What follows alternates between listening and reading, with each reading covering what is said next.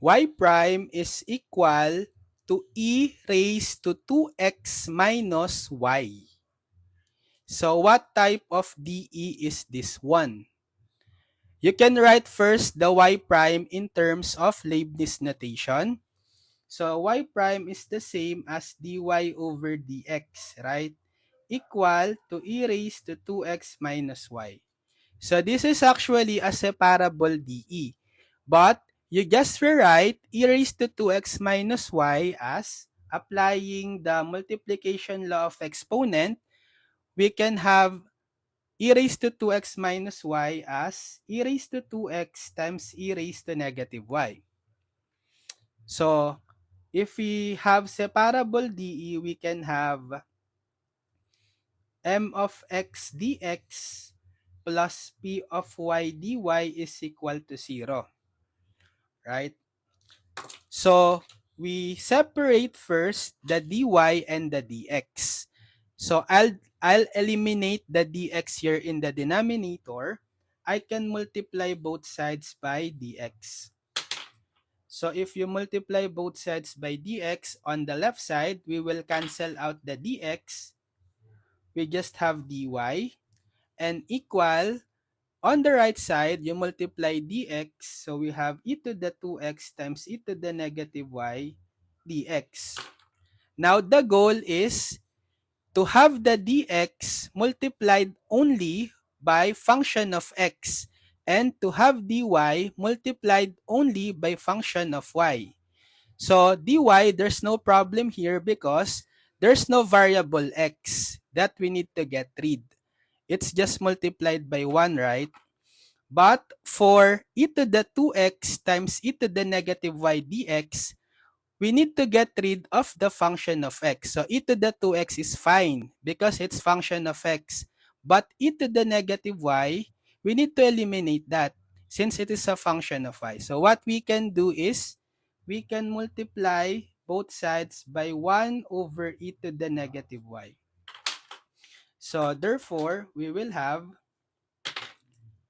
dy over e to the negative y equal. So on the right side, you will cancel out the e to the negative y. So you are left with e to the 2x dx. We have separated already the variable. So dy is multiplied only by the function of y, which is 1 over e to the negative y, and dx is multiplied only by the function of x, which is e to the 2x. So once you have separated the variables, you can integrate both sides. Okay? So let's integrate both sides. What is the integral of dy over e to the negative y? So we can remove the negative exponent first. How?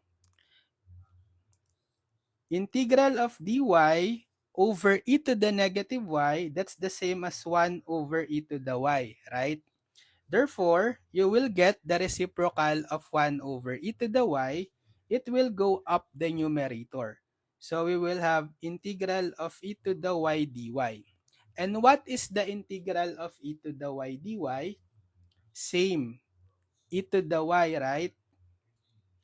So this is the integral on the left side, e to the y. How about on the right side? What is the integral of e to the 2x dx? So you can just apply the shortcut formula. If you have integral of e to the ax dx, it's just equal to 1 over a, the coefficient of x, times e to the ax plus c. So the coefficient of x is 2. That's the value of a here. So its integral will be 1 over a, which is 2, and then times e to the 2x. So therefore, we can equate the integral on the left side e to the y to the integral on the right side 1/2 e to the 2x. But we need to put plus c since we integrate, right? In indefinite integral, when you integrate, you always put plus c for the constant of integration. So this will be the general solution. Or if you want to get rid of the denominator 2, we can multiply both sides by 2. So multiply both sides of the equation by 2, will have 2 times e to the y, 2e to the y, equals 2 times 1 half e to the 2x, so cancel out the 2, you'll have e to the 2x, plus 2 times c, 2c. Again, c can absorb any constant that is multiplied by it. This time the 2, right? So you can get rid of the 2 and just make it as c. Okay, no need to put the 2 because it is being absorbed by the constant c. So this can be the final answer. The general solution.